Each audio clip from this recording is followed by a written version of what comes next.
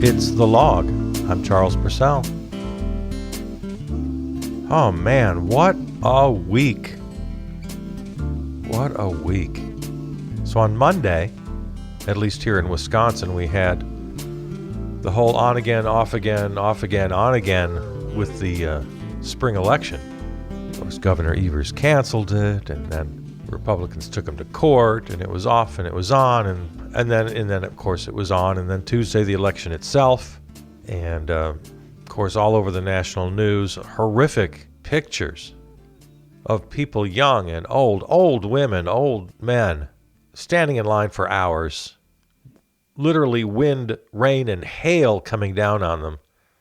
But you saw the pictures. And then Tuesday night, damn it, John Prine died. So by Tuesday night, the week was already a total loss. And then Wednesday, of course, Bernie suspends his campaign. And last night, Thursday, and then yesterday, Thursday, I find out Mort Drucker died. Mort Drucker was a childhood hero of mine. He and Jack Davis were my favorite illustrators for Mad Magazine. And this sounds like a joke, but it's not. It was maybe one of the largest influences on my young life were those two guys. That was my big dream when I was a kid, to be Mort Drucker or to be Jack Davis. I sat and copied their illustrations like painters sit in front of the classics and copy great paintings. I had drawing pads filled with pencil and charcoal drawings, copying my two favorite artists. So Mort Drucker, he was an old guy. He was 91. He died. Old guys die. But it's like, oh man, this has already been a week. Come on. And now we come to Friday. By the way, this is the Friday show. It's going out to all the platforms. Just another reminder, if you're a subscriber listening on, Apple or YouTube or wherever you're hearing me, the Friday show continues to go to all the platforms. The Monday through Thursday shows, because we now are a daily show, if you want to find those, easiest thing is to go to the website, charlespurcell.com. We're doing that for our flagship station, River West Radio. And, we did put the Thursday show out to all the platforms as well, yesterday's show. I wanted to do that because we're going to be talking about it today. We played Bernie's entire address to his supporters, his announcement. We played it in full because I'm tired of people just playing 2 and 3 and 10-second clips and then pontificating about it for 20 minutes and thinking they're, doing any good. I don't like that.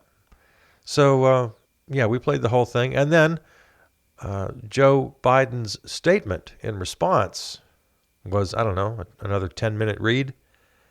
So we made sure to give you all of that as well. We wanted to be comprehensive. And, of course, then I promised to give you my 2 cents today, which is what they're paying me for. Let's see. Well, okay. What do we need to say? Bernie and Joe, day 2. Day 2. So we've all had a day or two to settle on this. Oh, the reaction from everybody on every conceivable side of this multi-sided issue. Everybody had something to say real quick. That's another reason why I wanted to refrain yesterday from chiming in, because I'm no better than anybody else, and we're all prone to just yell whatever comes to our mind in the moment, and it's typically often pretty half-assed. I would recommend everyone to just take a breath when something big happens. Take a little bit of a breath, would you? Of course, also, in addition to the knee-jerk reactions, there was a lot of thoughtful analysis and some good writing on the subject, and I spent a lot of time reading yesterday. So, yeah, yesterday's show is on all the platforms. If you didn't hear it, I recommend it. I'd love for you to hear all of what Bernie had to say and all of what Joe had to say. And then we also included a very nice, speaking of well-written pieces, very nice piece by Elizabeth Bruenig, opinion writer for the New York Times. We included that as well. So, what do we think about Bernie and Joe, day 2? Well, let me first, just kind of recapping Bernie's address a little bit. The things that stood out to me, if you're a Bernie supporter, kind of obvious.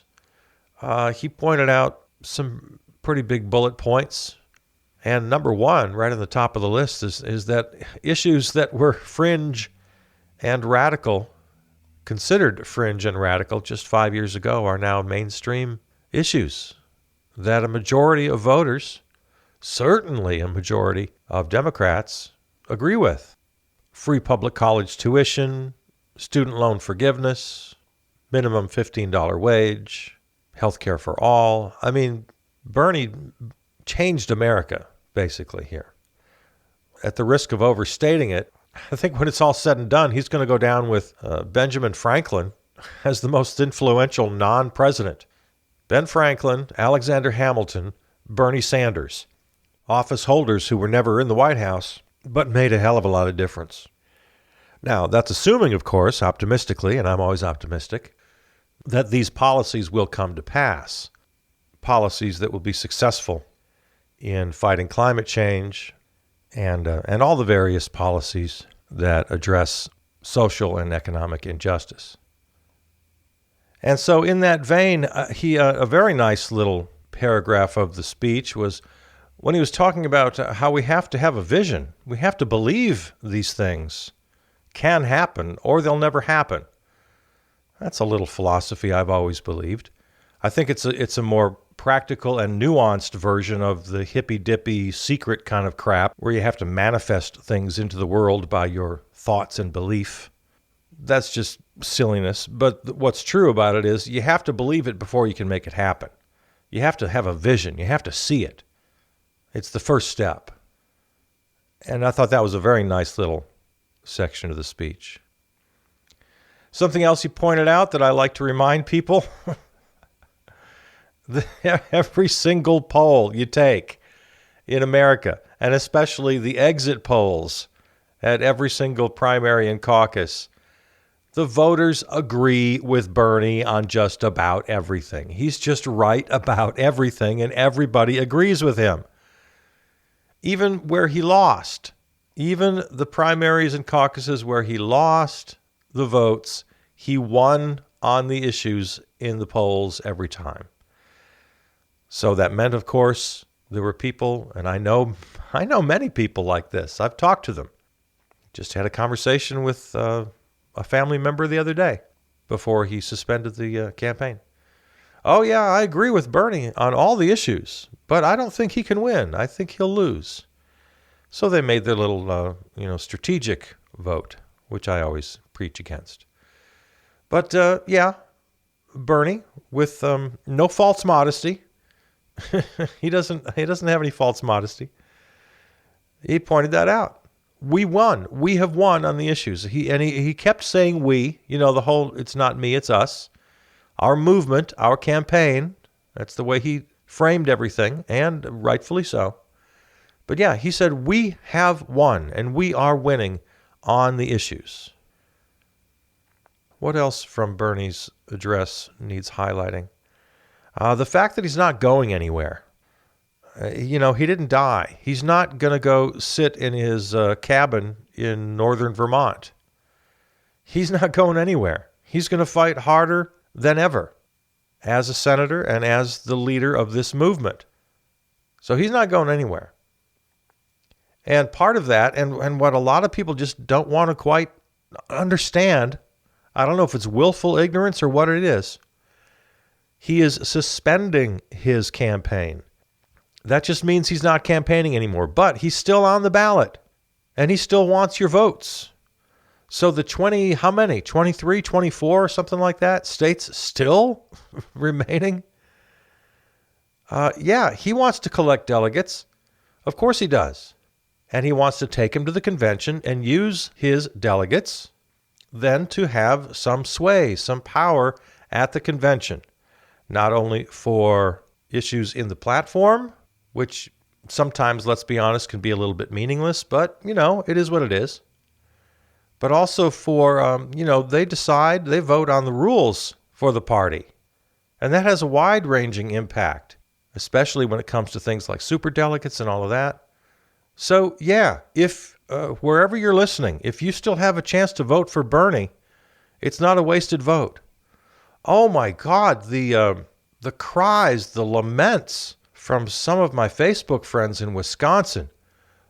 We just risked our lives to vote for you yesterday, and now you drop out today. No, your vote is still valuable. He needed that vote. He wanted that vote. He continues to want your votes if you have yet to cast your ballot in any of the remaining states. Biden will be the nominee. That's his direct quote. He didn't say, I'm dropping out. He didn't say, I endorse Joe Biden. He said, just like he said in 2016, Hillary Clinton will be the nominee. He used the exact same language. He did it just like people don't want to remember that either. I've had conversations with people who don't remember what happened in 2016. They want to put their own spin on it. How he kept fighting all the way to the convention and caused Hillary all these problems, and they blame Bernie for losing to Trump. It's all ridiculous. He did this exact same thing, basically. When the numbers became impossible, when the math just didn't work anymore, he said, all right, that's it. I'm not going to be the nominee. Hillary's going to be the nominee. He's doing the exact same thing. I'm not going to be the nominee. It's going to be Joe. We'll stay in the primaries, and we'll take our delegates to the convention and use them properly. There's absolutely nothing wrong with this. It's exactly what he should do. And then I love how he speaks so clearly. He just put it right out in black and white. The whole "it's not me, it's us" thing. It's not just a slogan. It's the defining charter. He said that he ran for president so he could, quote, accelerate and institutionalize the policies that we are fighting for. We are fighting for. Accelerate and institutionalize. I thought that was well put. That's why I'm running for president. That's the first question every presidential candidate needs to answer. If you ever decide to run for president, you better have a damn good answer to that question. Why do you want to be president? You better have a good answer. And that's a beautiful answer. Because I think as president, I could accelerate and institutionalize the policies that our movement is fighting for. Now, what's better than that? Okay, so good for Bernie. Did what he needed to do. Now let's talk a little bit about Joe's statement regarding Bernie's suspension. Again, I recommend that you listen to yesterday's show. Both Bernie's address and Joe's statement are there in full. Well, okay, Joe. At least he said the right things. You got to at least say the right things, right? I remember when I was a kid, Republicans even used to say the right things, even though we didn't believe them. Joe's like an old Republican. You say the right things, at least. Your policies are probably not going to get us there, and maybe we don't even really believe them, but you got to at least say the right thing. The modern day Republican doesn't even bother. They just come right out and say racist and horrible things. Let old people die and let sick people die and let voters die. They don't even try anymore to say the right thing. At least in the old days they did. So that was Joe. Joe, he said all the right things. So, okay, he's got that. I was happy about that. He acknowledged quite a lot from Bernie's point of view. Acknowledged the generational divide so far, up to this point in the campaign, where people under 50, 50's the new 40 and 40's the new 30, and, that whole math, that generational math. Yeah, 50 and under is now youth. But, Bernie won by wide margins. in people 50 and under. That's crazy.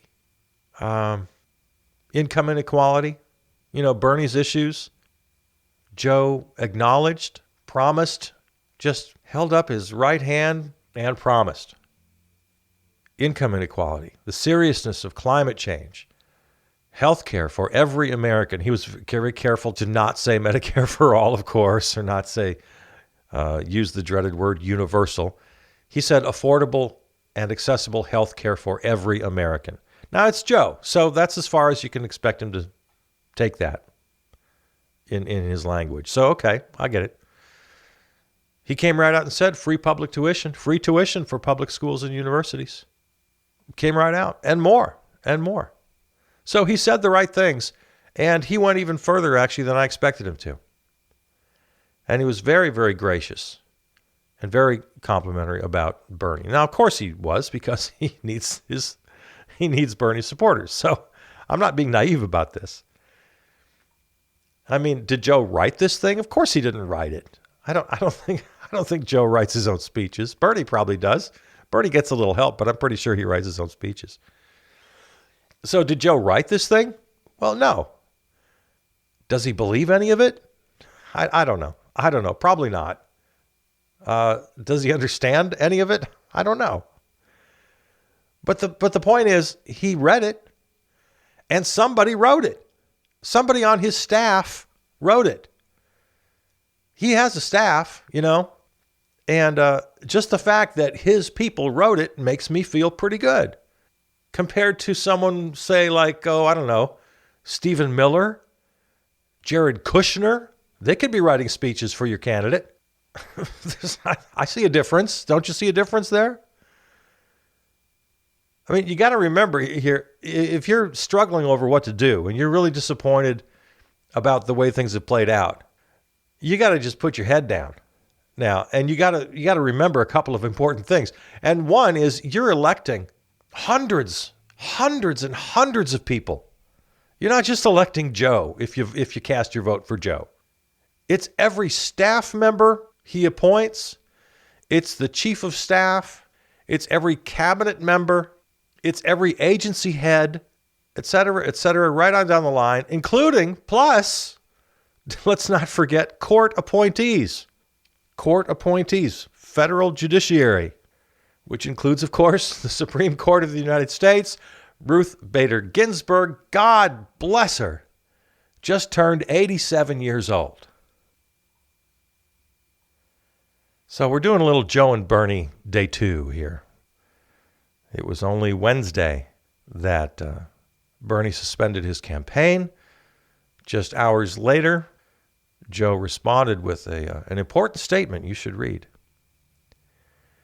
Now, okay, there are a lot of different camps. As I said, in the 48 hours since that momentous time here, everybody weighed in. Everybody had their knee-jerk reactions. And many people very, very, very passionate about it. Okay, I get it. There are a lot of never Joes out there. Never, ever Joe. I understand. I'm not going to fight you. If that's where you come down, I respect you 100%. I'm not going to try to convince you of anything. The never Joes, be a never Joe. I totally get it. Some people really want to go third party. It was announced just moments after Bernie's statement that Jill Stein, presidential candidate of the Green Party, made a public offer to Bernie.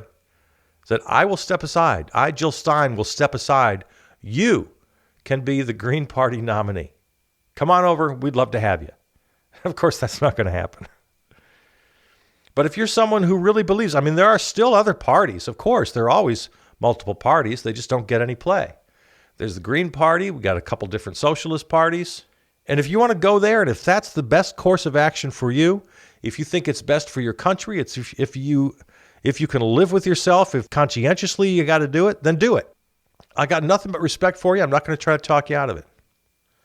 Even those people who don't vote, who've given it thought, and they say to me, voting is just taking part in a rigged system. I don't want to have any part of it. I'm not going to vote. I can make an argument against that, But I definitely understand it. I'm taking a page out of Bernie's book. Or maybe he's taking a page out of mine, because I've said this for a long time. But Bernie and I agree on this sort of way of looking at things. Because he said at some point in his address the other day, there are many people in our movement who disagree with the decision I'm making today. They think we should fight for every last vote right through to the convention. And he said, I understand that position. You can understand a position and have an alternate position. Both things can be true at the same time. You don't have to fight with them. You don't have to tell them they're wrong. So good for Bernie. But back to the different camps. The Never Joes, the third-party advocates, the people who refuse to vote. Now, here's a tough one to even say out loud. It's tough to talk about this. It's just painful to talk about it. But if you don't believe Tara Reade, I don't understand you. Tara Reade, of course, is the accuser. Sexual assault. Not just sniffing her hair. No. Terrible details that I don't want to talk about right now. But I'm sure you've heard it, and if you haven't, just Google Tara Reade. Horrific account. And I don't know how you believe every woman up till now, lefties, Democrats, liberals, whatever you want to call yourselves. I don't know how you believe every woman, and then now you stop believing it, Tara Reade. So if you're in that camp, I can't vote for this guy. I can't vote for a sexual predator. Well, I totally get that. 100%. I'm not going to fight you for 1 second on that.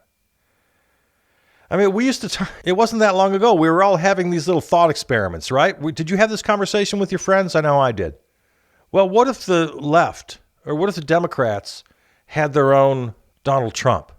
You know, just kind of old or dumb or lacking, or God forbid, a sexual predator. Somebody we just couldn't vote for in good conscience. But the question then, the little thought experiment was, well, they're going to get Democrats in power. As I said earlier, cabinet secretaries, agency heads, the whole executive branch filled with my party. Do I close my eyes and look beyond this kind of abhorrent person and cast my vote for them so I get my party in? Because let's be honest, we know that's what a lot of Trump voters did. They saw he was a despicable human, but no, I'm going to get my party in there. And so the little thought experiment, well, what if that happened to us? We never expected it to happen so soon. Now, I'm not comparing Biden to Trump. Not at all. Don't get me wrong.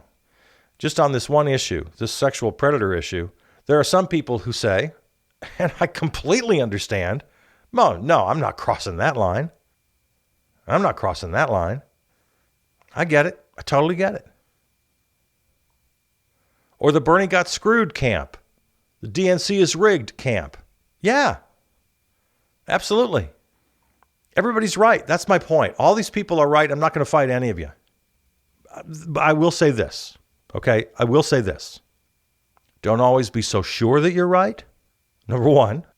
And if you've really done due diligence, and I'm pretty sure I'm right about this. Even if you are, don't be so sure the other people are wrong, because life doesn't work that way. A lot of people can be right about a lot of different things. Many things can be true at once. If I offer you one unique perspective today, I don't want to just repeat punditry out there. If I offer you one unique thought that you can take with you, it's this. Many things can be true at the same time. We do not have to dichotomize everything. Everything is not a dichotomy. Everything is not an either or.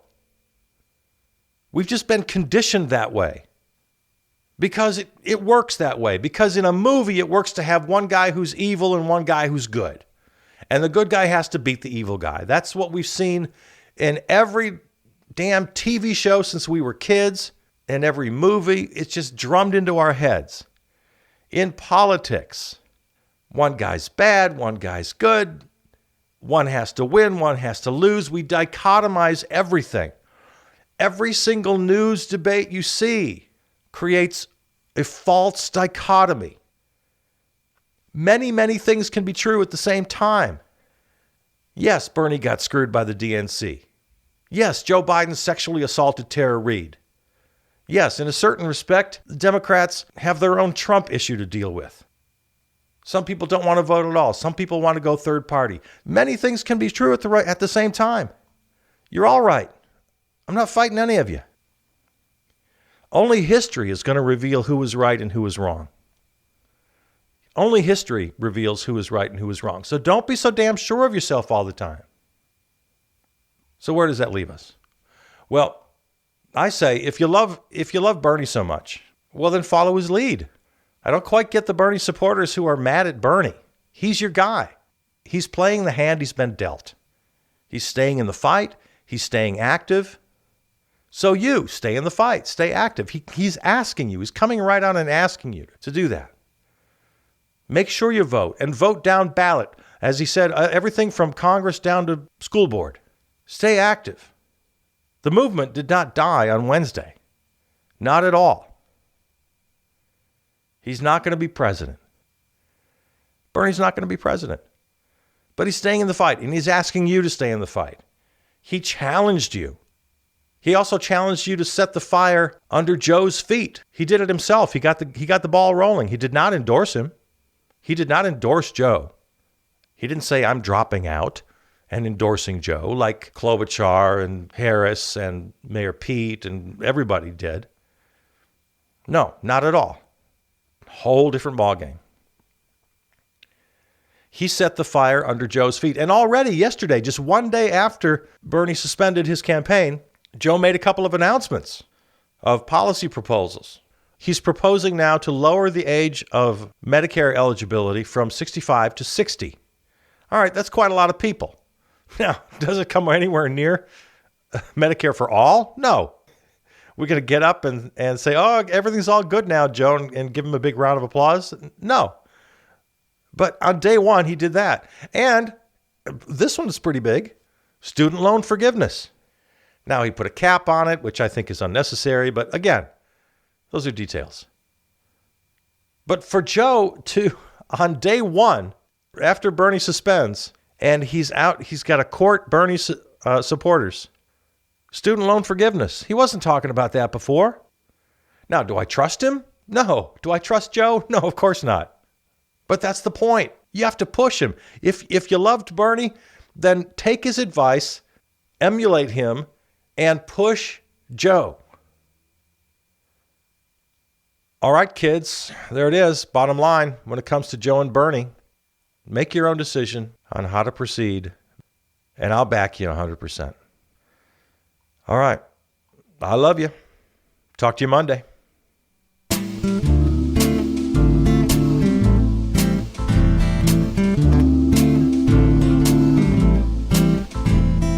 This episode of The Log is available right now wherever you find your podcasts, including Apple Podcasts, iHeart, YouTube, and the podcast Source.